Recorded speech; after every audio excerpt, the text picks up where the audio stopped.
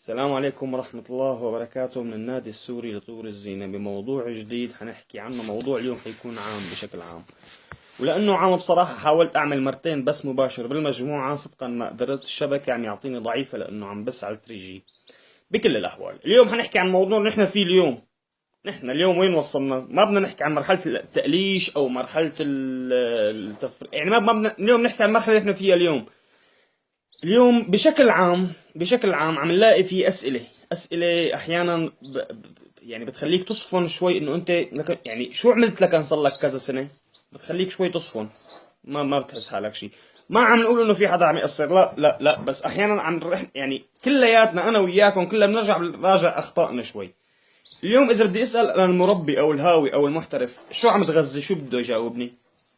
سألت هذا السؤال لرفيق إلي، تفاجأت قال لي مشكل.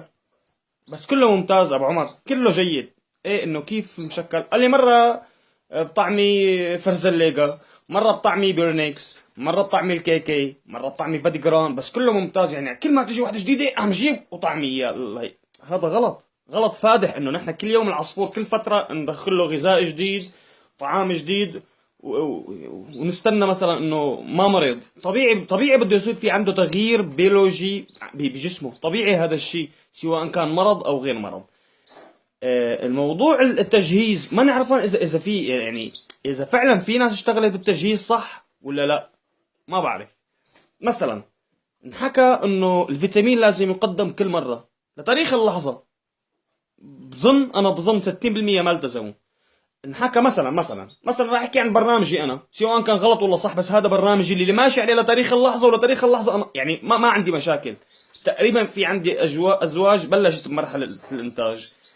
يوم الاربعاء منقوع الثوم والليمون. يوم الخميس فيتامين عام، الماكسي فورت او اي فيتامين انت بدك اياه. يوم الجمعه معلقه باتيه لكل عصفور، لكل كنار او لكل طائر، معلقه باتيه على مدار الشهر. يوم بالشهر بركز على المناعه، بقدم العكبر نقطه لكل 15 ملي. طبعا يكون النسبه تبعه بنسبه 10%. بكل الاحوال هذا مواضيع احنا كلها حكينا عنها. الاناره كيف عندكم؟ الحراره؟ قال انتوا قلتوا لنا لا تدفوا الطيور. نحن قلنا لا ندفي الطيور، مو بالانتاج. نحن حكينا لازم اليوم نفهم في نقطة كتير، هي عم يصير فيها تداخل. نحن او كلياتنا مو انا وغيري واسماء، كلياتنا متعودين نحكي عن كل موضوع بمرحلته. يعني هلا الشهر هذا ماني بضطر انا احكي مثلا عن الانتاج، بحكي فيه على الشهر الجاي، بحكي عن الانتاج، ماني بضطر احكي اليوم، مع انه اليوم بلش انتاج عند كتير عالم. واحد مثلا سالني اخي بالقليش شو بدنا نقدم لك؟ يا اخي ليجي القليش، يمكن نكون طيبين، يمكن نموت انا وياك، ليجي القليش بنحكي بموضوع القليش. اليوم مثلا موضوع خلينا نحكي عن موضوع التجهيز والانتاج. نحن بهالفتره هي الاناره كيف؟ قال والله بتعرف انت الكهرباء، وبتعرف بيكون هو الزلمه نفسه حاطط له تقريبا شي 100,000 200,000 اكثر حق الطيور، وعم يحكي لي بالكهرباء عم تقطع وعم توصل. جيب بطاريه، جيب لدات، بيع طير. يعني انه خدم صح، خدم. التخديم مو بس بالاكل، التخديم بكل شيء. اعطيهم صح بيعطوك صح. التدفئة قال يا الله انتوا يعني فتنا على الصفحة لقيناكم كاتبين اكس على الصوبيا، يعني ما في تدفئة. لا يا اخي لا، انت فهمان الموضوع غلط. يعني انت اليوم فهمان الموضوع غلط. ما في تدفئة استنى تدفي الجو. بدك تنتج اليوم، بدك تدفي بدرجة حرارة تتراوح بين 17 لل 20 22، ما تتجاوزها وما تقل عن تحتها. يا اما لا تزق ولا تدفي. هلا هقول لك لا تدفي، بس بدك تشتغل بالزق وتقلي انتوا حاطين بالصفحه الرسميه صوبيا وعليها اكس. بقول لك هدي شوي، انت في عندك غلط. لكن الرطوبه شو يعني ترتيب الرطوبه شو عندكم؟ والله يا اخي الرطوبه يعني عندي منيحه ما شاء الله، منيحه يعني 25. جفاف؟ ما في جفاف بالموضوع. يمكن البيض ما يفقس، يمكن يعني في عنا كتير مشاكل. 25 مو درجة رطوبة هي. واحد تاني لا انا عندي درجة رطوبة ممتازة، يعني 80 90، يعني ما شاء الله بتسبح سباحة بالرطوبة. كمان في عنا شيء اسمه كوكسيديا. اغلبية الامراض التهاب الجهاز التنفسي، اغلب الامراض بهذا بموضوع الرطوبة على فكرة. فالرطوبة الصحيحة بتتراوح بين 55، بين 50 لل 70 معليش. بالنسبة للبذور المستنبتة حكينا عنها ونزلنا مواضيع عنها. مين عملها لهلا؟ في حدا سواها ولا ما حدا؟ هلا في موضوع هنحكي فيه بعدين، موضوع كتير هام كتير هام كتير هام، ما فيني احكي فيه اليوم لوقتها بصراحة. بس هي الامور نحن يا ترى متلافينا ولا لا خلص اعمل هيك، لا قيم هيك، لا متلافينا هي الامور ولا لا؟ بالنسبة للتشخيص الامراض بشكل عام، بتفاجأ امبارح باحدى التعليقات شاب، الله يجزيه الخير، انا ما تضايقت منه، بس تفاجأت بتكهنه. يعني انا حسيته قرايب ماجي فرح، انا هيك حسيته، انه يا اخي انتوا كل الحالات عم تشخصوها كوكسيديا مشان تنفقوا دفعة الدواء الكوكسيديا اللي جبتوها. مين جاب دواء كوكسيديا؟ قال هيك سمعت. اخي في ناس جابت طيور، في ناس جابت دواء، في ناس جابت اكل، الله يرزق الجميع. بس نحن شو دخلنا؟ يعني انا معقول فوت على تشخيص مثلا التهاب جهاز التنفسي يقول عنه كوكسيديا مشان اروح المنتج؟ يا رجل مو معقول، اتقي الله، يعني مو لهالدرجه. يعني هي اسمها سذاجه بلا مؤاخذه، يعني ما حقلك بياخه، اسف، لانه والله ما عصبت منك، لانه اخر شيء كتبت لي قلت لك كيف عرفت اللي ما بعرف. يعني بس هي تفايت تحكي وتطلع انت بس، معلش ما تزعل مني، يعني لامبارح ما زعلت منك انا، فلا تزعل مني. هي اسمها سذاجه، انه نحن عم نشخص كل الحالات كوكسيديا مشان ننفق الدواء اللي جبناه. مين جاب الدواء؟ اثبت لي انا جبت شغله واحده وانا جاهز للمقاضاه قدام الجميع. شغله واحده انا جبتها، حبه بريق انا جبتها وبعتها، حبه دواء انا جبته وراح جيب وراح بيع. بعمل لك انه لا بجيب وببيع وعادي، ما في شيء، ضمن الاصول وضمن التجاره ما في شيء. بس عيب، هذا الحديث عيب، ما بيصير. ما بتعرف قول ما بعرف، لا تتكهن تتهم فلان تتهم علنتان، هذا الشيء برأيي عيب، برأيي عيب. هذا موضوع كتير مهم. بالنسبة للتشخيص اخواننا كلياتكم، يعني صرنا 4 سنين يا جماعة، 3 سنين، يعني حلنا وين الاسماء وين نايمة؟ يعني بلا ما اذكرها هلا مباشر لكم فلان الفلاني وينه وفلان الفلاني وينه، يعني شو يعني عيب؟ وينكم؟ شو عم تعملوا؟ انه اخذتوا المعلومة يا رب نشوفكم بخير، انه صرنا معلمين نحن وهربنا.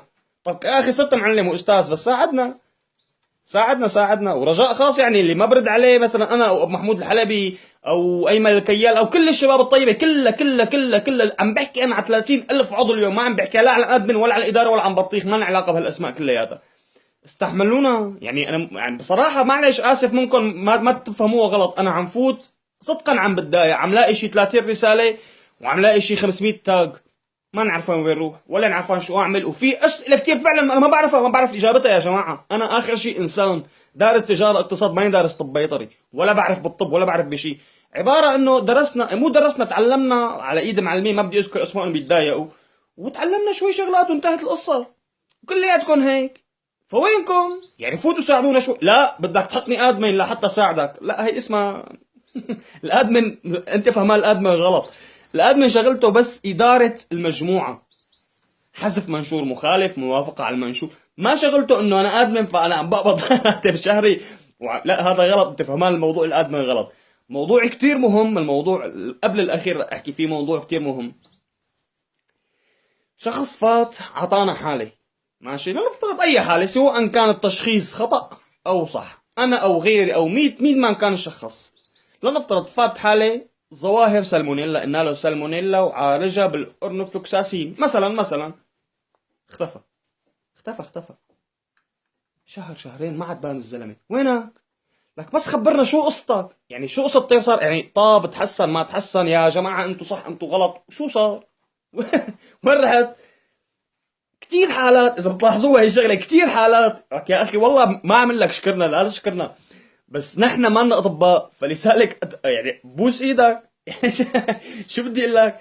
بس قلنا انه الحالة انه ايه هذا الدواء فعال، يعني التشخيص هذا الظواهر اللي انتم اعطيتوه ولا هذا الدواء فعال، فلا تشكرنا، يعني معلش قول الله لا يوفقكم قبلانين قول الله يكسر ايديكم، بس انه اوكي تشخيص صح والدواء هذا فعال.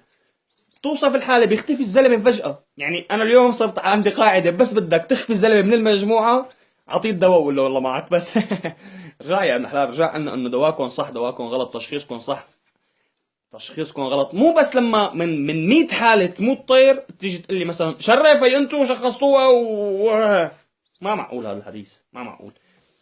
الموضوع الاخير راح احكي عنه. لما نسالك بشكل عام، ما حدا يزعل مني على الكلمه، مني وجر، لما يسالوك لا تكذب، ما انك مضطر. قديش عم تحط البيضه، ما تعمل حالك مثالي وتقول لي انا ببدلك 3 ساعات وانت بتبدلك 48 ساعه. لا، قول انا ببدلك 48 ساعه. بقول لك غلط تقول لي نعم غلط. قدمت اموكسيسيلين مثلا؟ لا والله ما قدمت شيء، عم بستناكم. هو بيكون مشرب الطير لشبعان لشبعان، ها بيقول لك خذ شرف، بيعطينا اخر شيء طير مسطح، عالجونا اياه بمعيدكم، واذا ما عرفتوا انتم فاشلين. تخالط بين المراحل، التخالط عفوا بين الامراض لحدا يطلبها، لا يعني لحدا يقول يا جماعه احكوا لنا عن الكوكسيديا، ما فيني. احكوا لنا عن السالمونيلا، ما فيني. ما فيني. مو قضيه يا اخي انتم ما بتعرفوا، كمان يا اخي ما بنعرف، بس قضيه انه في شيء اسمه ظواهر متشابهه. مثلا مثال سريع رح احكيه واختم الفيديو. التهاب جهاز تنفسي، واحد. انتبه. الجدر الدفتيري، اثنين. المونيليا او الكانديا او التريكوموناسس خلينا نقول عنها الداخليه، ثلاثه. 3 امراض هدول، ماشي؟ هي 3 امراض.